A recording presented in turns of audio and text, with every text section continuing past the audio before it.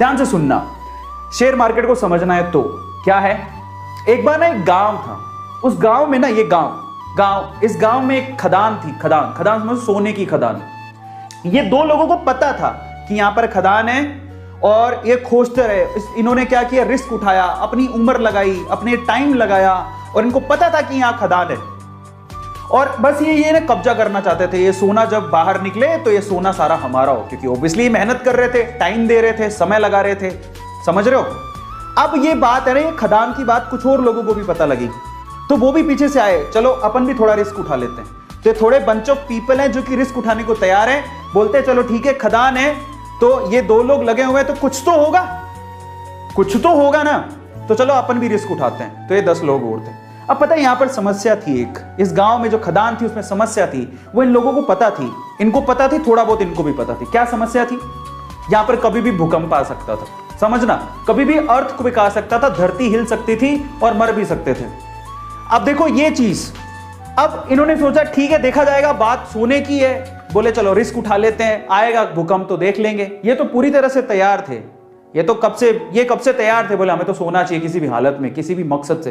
लेकिन बोले चलो हम भी थोड़ा बहुत रिस्क उठा लेंगे। ये 5-10 लोग और आ गए, लेकिन उस गांव में बाकी जो लोग थे वो इस खदान में नहीं जाना चाहते थे। क्यों? Heavy risk.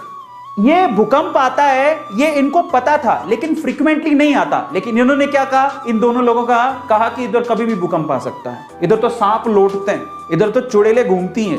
काफी कहानियां आगे बढ़ाई, इनको थोड़ा बहुत पता लगा, इन्होंने 4 बातें और लगा दी। गांव वालों में या इन लोगों में इतना डर बैठ गया कि वहां पर कोई जाता ही नहीं था। समझना। अब मजे की बात देखो, जब धरती हिली तो इनको अच्छे से पता था धरती हिलेगी तो अंदर से सोना निकलेगा। सारे सोने पे इन्होंने कब्जा मार लिया।